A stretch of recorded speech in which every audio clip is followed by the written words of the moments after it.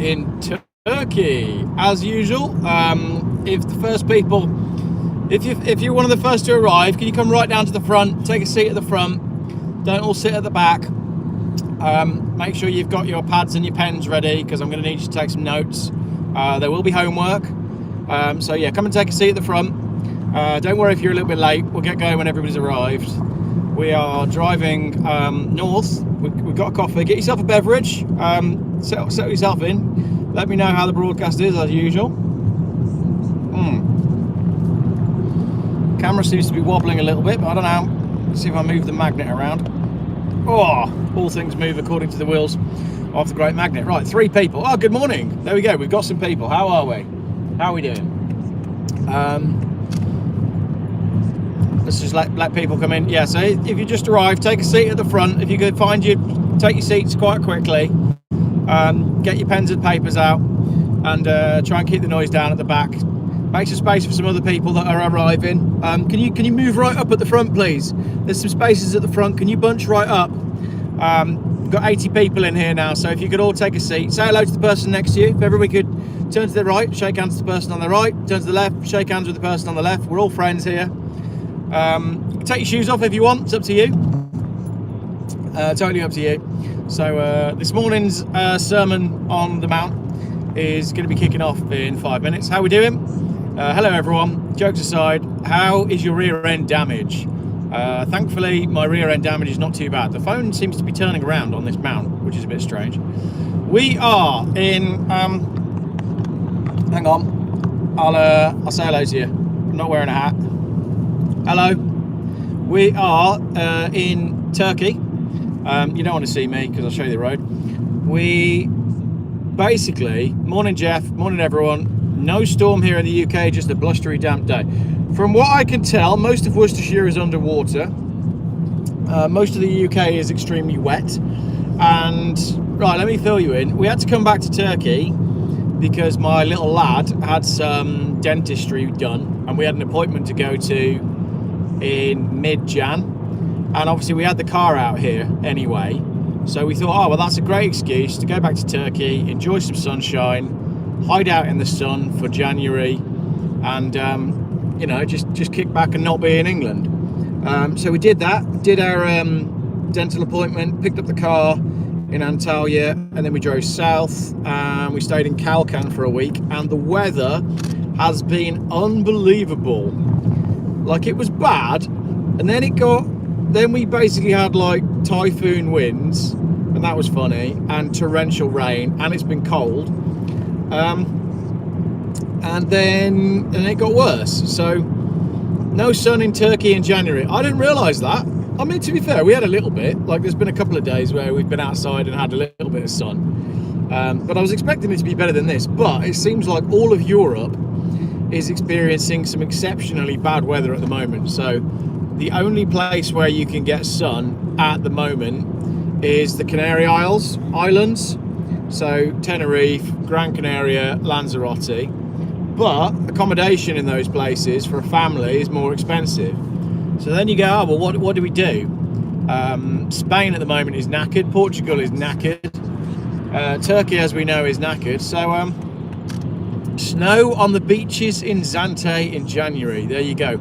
I'd rather be in Turkey than the UK. Well, that brings us pretty much up to date. That's where we've got to. So we booked, we did 10 days in Kalkan, an Airbnb, and that was nice. But we get bored, we get itchy feet after not very long, so it was time to move on. We couldn't decide where to move on to, so we just thought, well, we'll jump in the car, drive north through Turkey. So at the moment, let's try and work out where this police siren's coming from. Oh, it's the other side. At the moment, we're heading up towards Bulgaria, and I suspect that we will end up in Sofia for a night or a couple of nights. And we got some options from there, basically. So there's a little shopping centre there, if anybody needs anything. We've got some options from there, so we're not sure. We quite like travelling with no plan. It's quite nice. We'd like to wind up in Portugal, where there's a homeschool community that we're going to go join, find some other kids and some other homeschool families, and see if there's a community there that we can join. But at the moment, the weather is so bad, there's not much point like rushing over to Portugal. So open suggestions. Let me know if the audio is all okay and you can hear me and see me and whatnot. I can't tell if the feed is working. I suspect because we're away and we're outside of the UK, the feed is probably working at double speed. The quality is probably amazing because when you leave the UK, your phone starts working. Looks and sounds great. Thank you, Nerd in Motion. So yeah, we are heading up towards the north end of Turkey now, and we will be passing the Pamukkale Bridge, which is the epic bridge that spans from essentially Asia into the UK. Someone says, have you completely moved out of the UK now? No, we haven't. It's not straightforward for us to simply move out of the UK.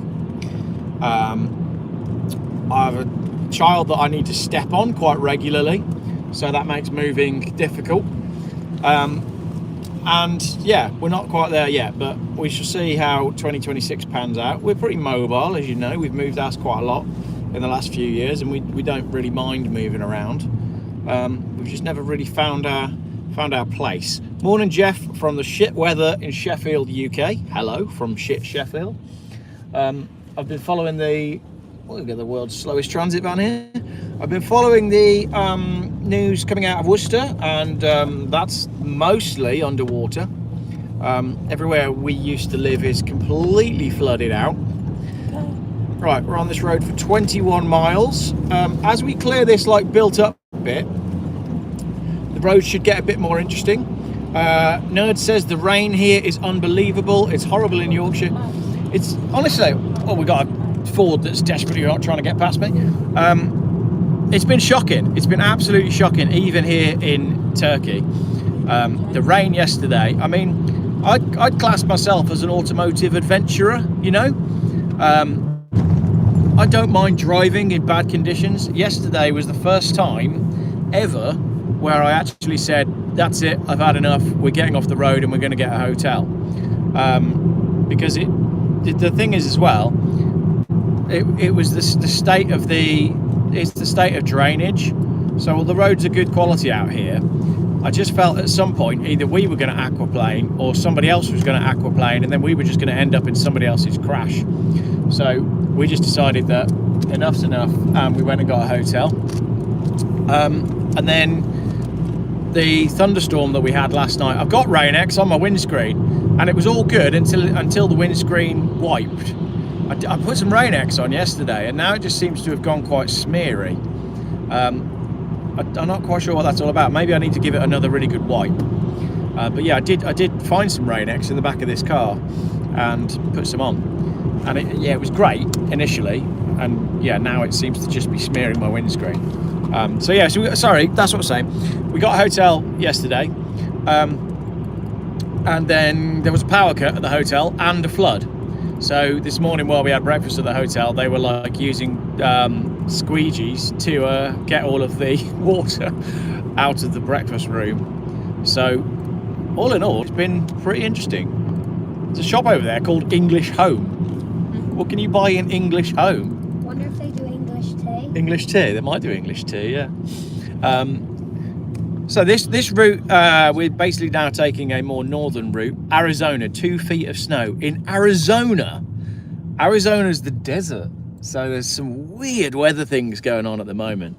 I mean, I knew Turkey wasn't, it's obviously not going to be 35 degrees and, pure summer, but you expect it to be marginally better than this. But as I said, it really does seem to be everywhere all across Europe and indeed the world that's getting this crazy weather at the moment.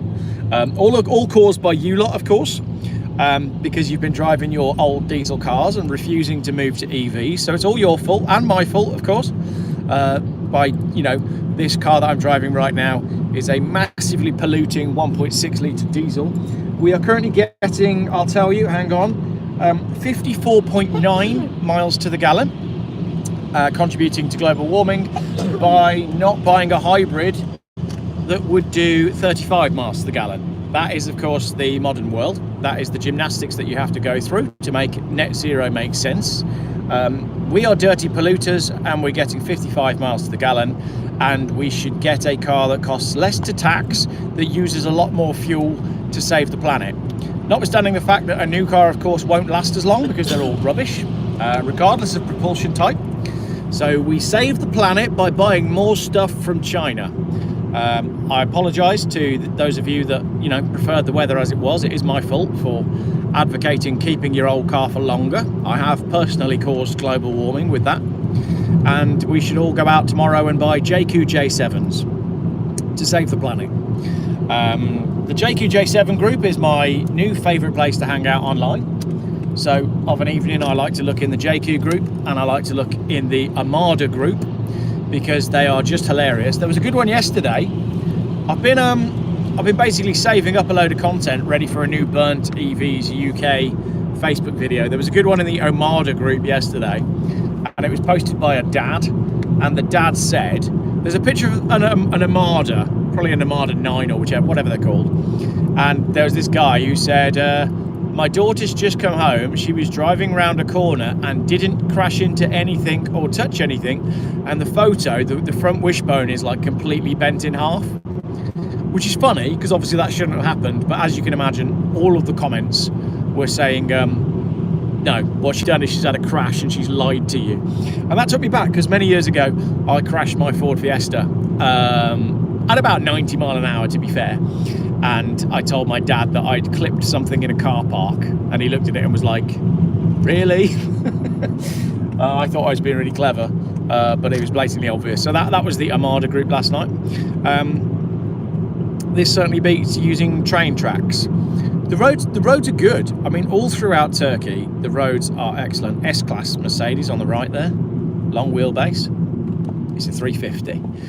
So that's the one with the 7-speed automatic gearbox, but it's a V6. Did you see China building next to the UK Finical fibre cables that they have asked to dig an underground structure with cooling? What? China building next to the UK? No, I didn't know about that. I'll have to have a look at that. Rain-X is nasty in cold weather, but great when warmer. Okay, that's it. We've got 333 people watching. What's the fuel price in Turkey? Cheap. It's pretty affordable. It's not stupid cheap, but yeah, it's cheap enough. I wanted to talk about. I didn't just come online to chat rubbish. The Chinese embassy in London. Thank you, Crypto Chris. I want to chat about what's going on in Oxford. I want to talk about the price of silver and gold. I want to talk about the cars I've got for sale at the moment because the transit's on. He's talking about the embassy in London next to the exchange. Why are we allowing them? Like, why are we allowing them to do anything? This is the thing. This is what I don't understand.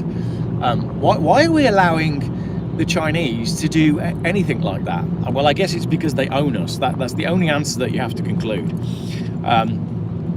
So let's get into the meat of today's video, shall we? As we drive along. As I said, and what I was trying to say earlier is this road will clear. We'll get out of this more built-up area, and it'll get quite pretty as we head up towards the main bridge, which spans the continent of Asia and the continent of Europe. The new bridge, I think it's called the 1930 bridge, but it was actually built in something like 2020, and it will cost us about £15 to cross over the bridge. So that's what's coming up next. Right, in the UK, let's talk about the Oxford thing. So it's been in the news that they're introducing these traffic filters in Oxford, and everybody's saying that this is the start of 15-minute cities, and that's absolutely correct. I first talked about this in 2022. My original video about Oxford and just how nefarious the traffic filter system was going to be was made in 2022. So that's what, 4 years ago. I was raising the flag about the fact that this stuff is bad news. So I'll zoom the camera a bit, it's trying to sort the focus out. So yeah, 4 years ago I was telling people, and now everybody is saying, oh look, this is 15-minute cities. So yeah, I told you. So if you're not familiar with what's going on in Oxford, they're basically creating a ANPR number plate recognition traffic filter scheme whereby you will only be able to go, they're splitting the city into zones, right? So ignore the word traffic filter, you got to call them zones. They're splitting Oxford into zones, and essentially, if your name's not on the list, you won't be coming in. So you won't be able to drive in certain zones at certain times. Then they're talking about having a pass. So you may have a pass that allows you to drive through a zone for a certain number of days per year. And you've got to be a nutter to not be able to see just how nefarious that can end up being. And it's the same with everything. Once they've put the technology in place, they can use it for anything. Same with paper mile. You know, once they've got paper mile in and they've got it working, it's going to be very easy for them to implement it to every vehicle all the time, and to keep upping the price as well. That's why there's certain lines in the sand that must not be crossed. Digital ID is one of those lines in the sand. Paper mile is one of those lines in the sand, and all of this stuff that's going on in Oxford as well. Someone just said there, the council needs outing. Now, what I don't understand is all of these councils are bankrupt. Like, they don't have any money. If you look at Birmingham, for example, Birmingham is completely bankrupt.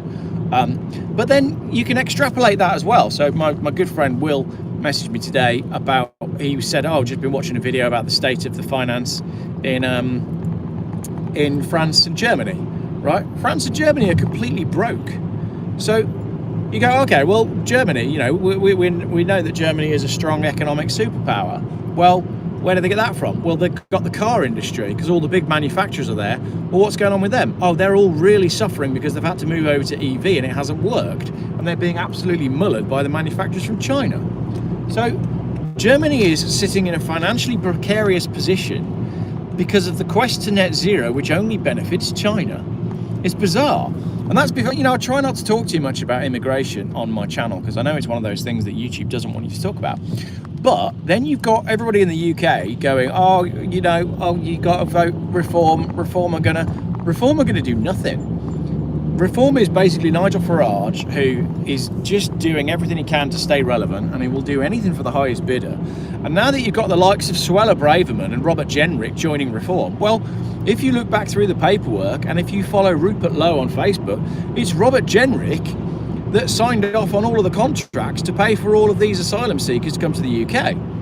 And then you've got to say, and I've said this on a live feed before, I said this on a live feed just before Christmas, if you've got all of these people coming from these countries, right, your Somalia, Pakistan, Eritrea, these places where all these young men are coming from, where does it end? What's the actual end goal? Because there is no way that these people integrate into society, get themselves good jobs.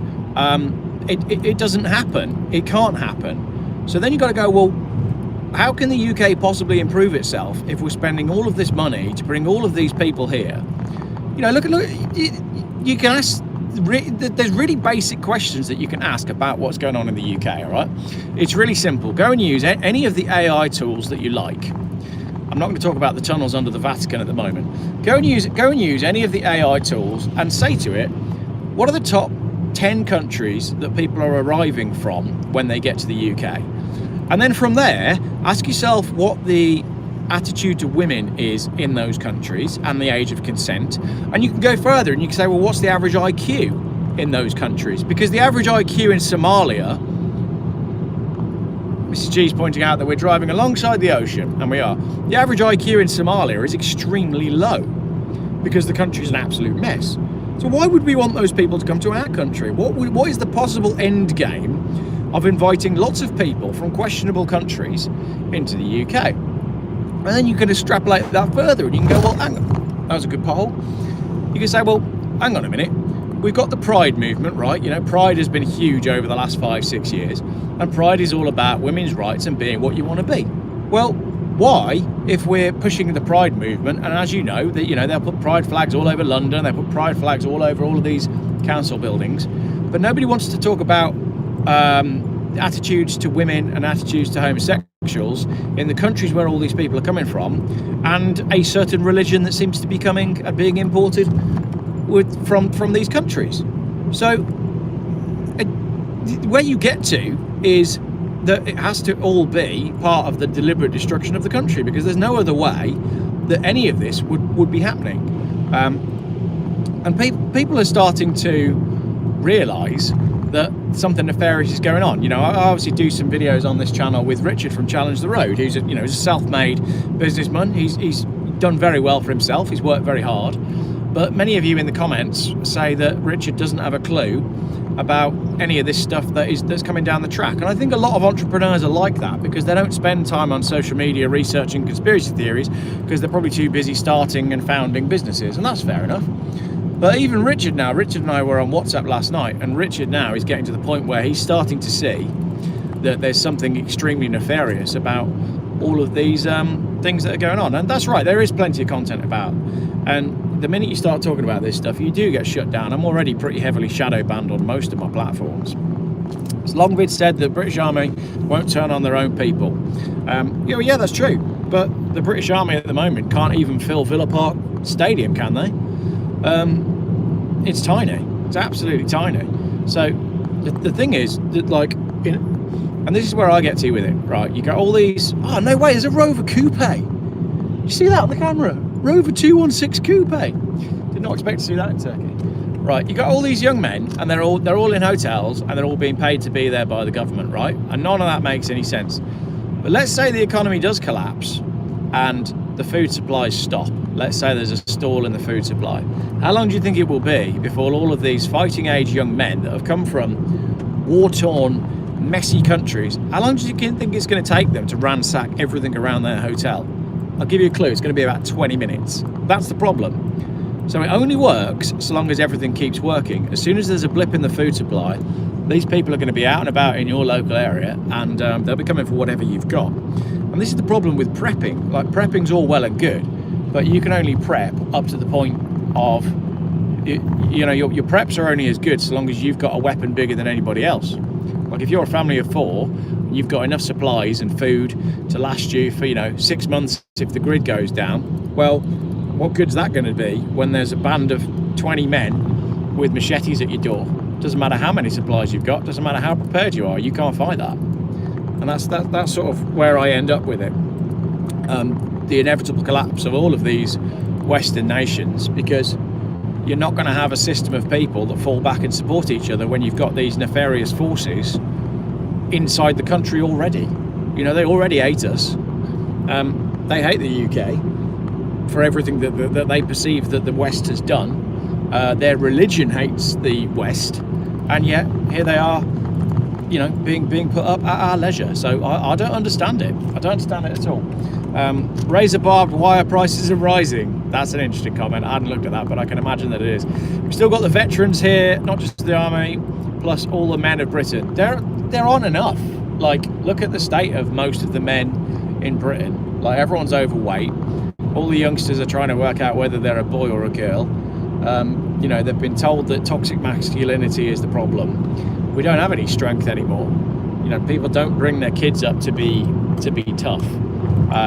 People mollycoddle their children, and we're a very weak nation. Treadmills around your home. So there we go. So that's kind of where we're at. You've got the Oxford thing going on. You've obviously got the immigration thing going on, and all of the bad Tories. Oh, water park on the left there, boys. All the bad Tories are defecting over to Reform, and making it more and more obvious that Reform isn't going to be the answer. How much of those wages end up being sent abroad? A lot of them. Are you going to Bulgaria to buy an old Volvo? No, because cars in Bulgaria are expensive. I already have a car in Bulgaria that we could potentially go and pick up. So we got this Volvo that is in Turkey and is soon to be in Bulgaria, and I've got my 850 TDI in Bulgaria as well. So we don't know what we're doing. All we're doing right now is driving north. We've got some options, and yeah, we're not completely sure. So we've got 540 people watching.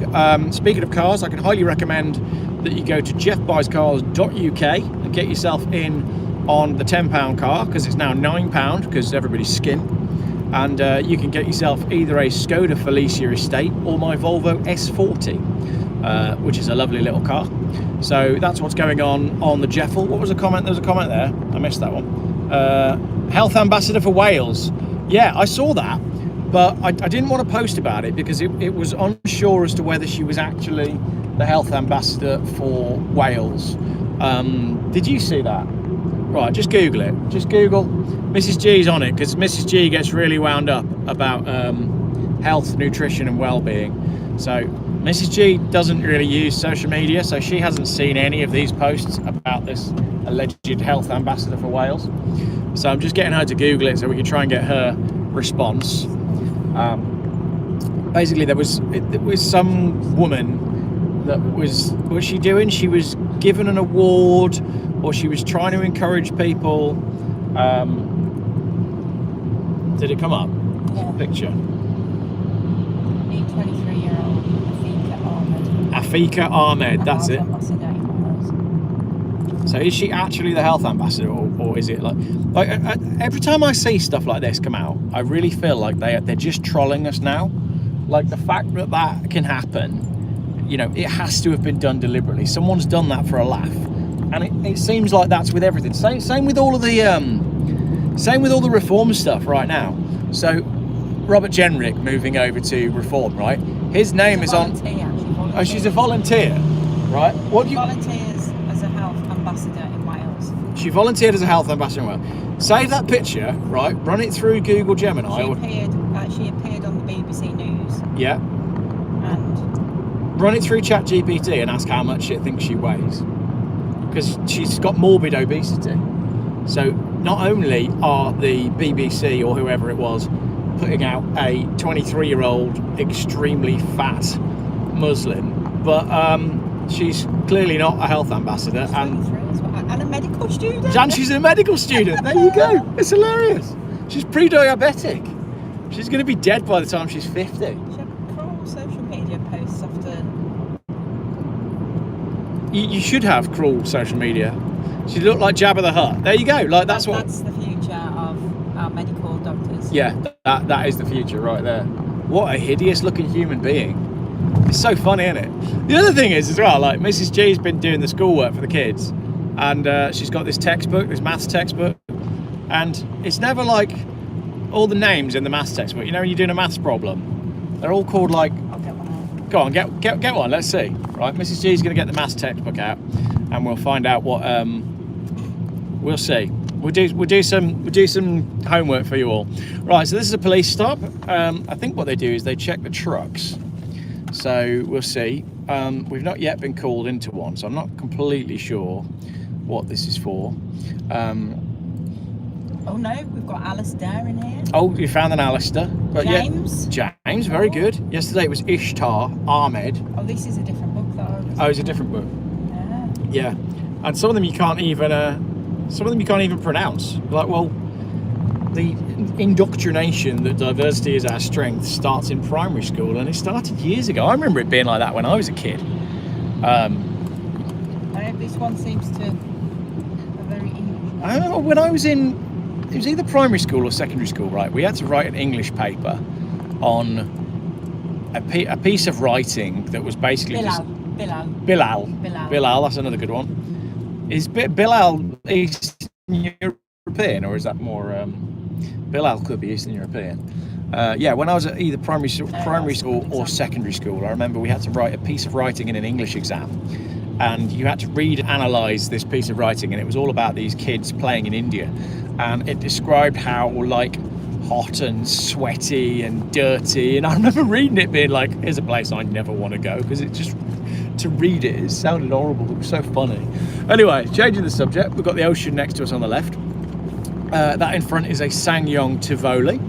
583 people watching us drive through Turkey. My daughter is one of 4 white English children in a class of 32. She's in year 1. Where is that, please?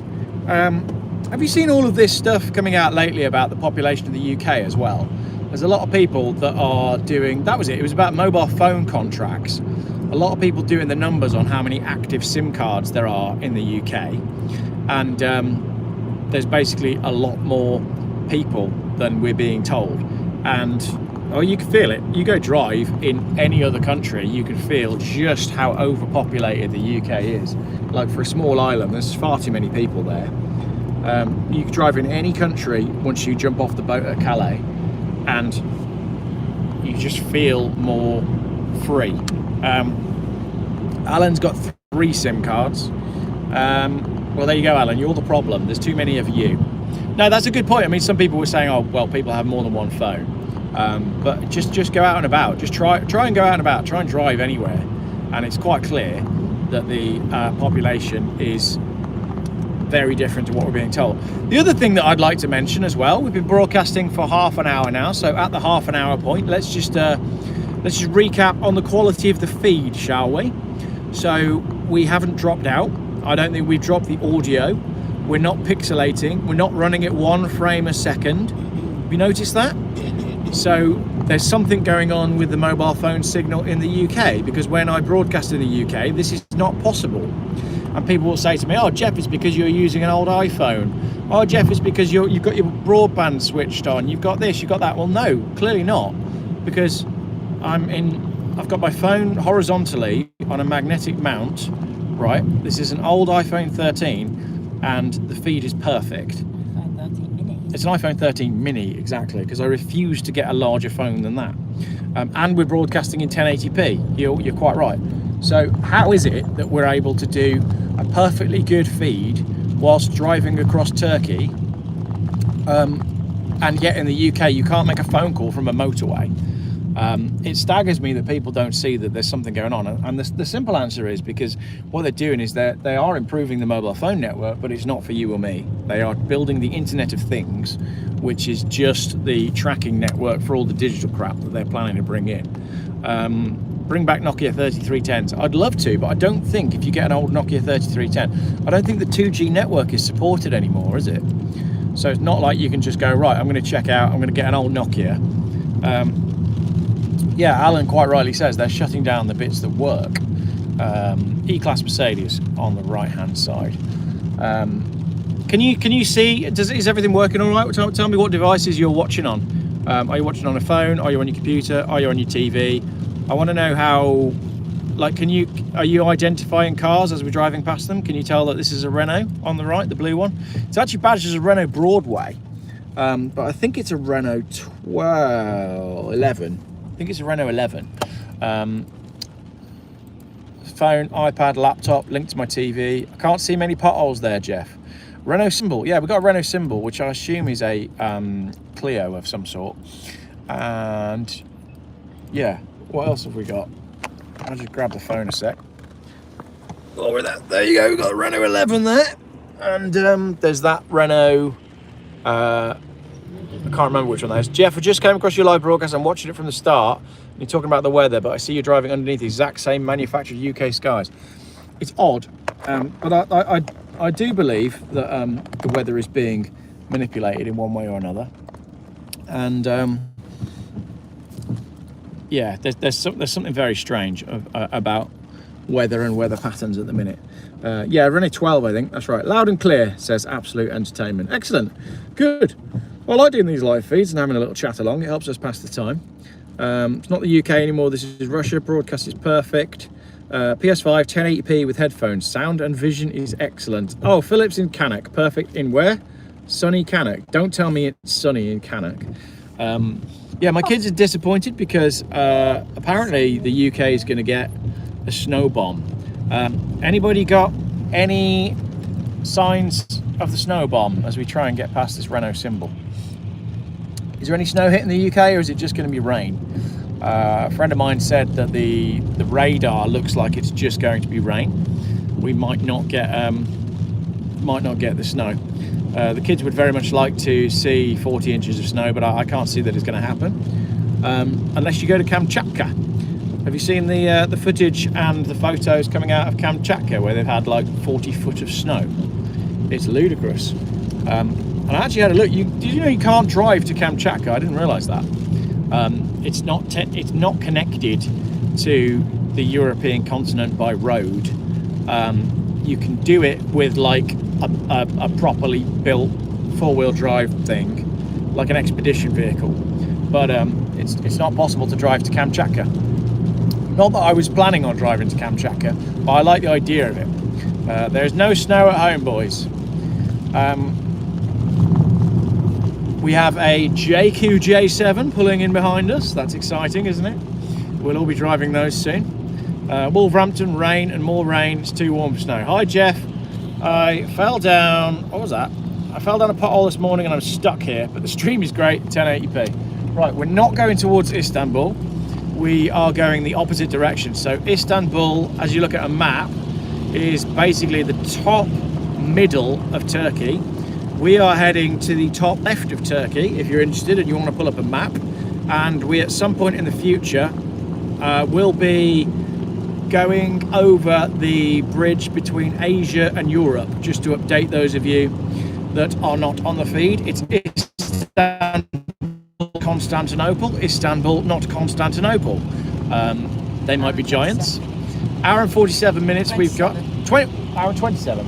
So we're an hour and 27 minutes away from the bridge. Now, I did some of this drive.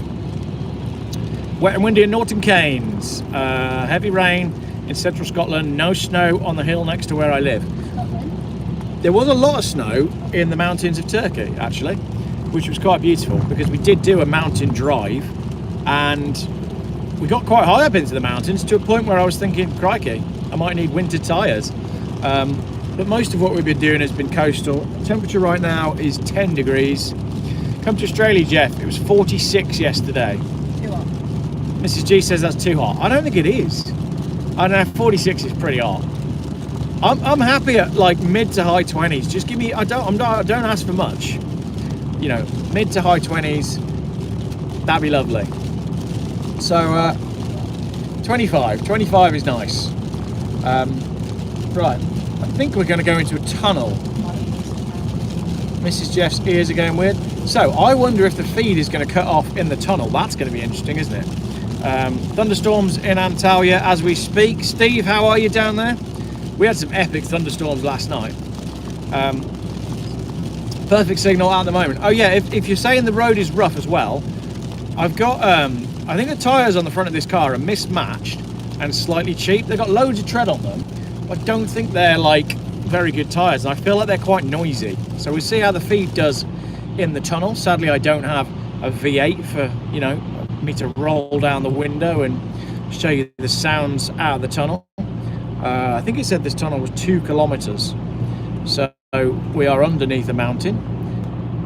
Comments have stopped, so I wonder if the feed has stopped. Crazy storm here in Offaly. Offaly, where's Offaly? Ireland. Mrs. G says Offaly is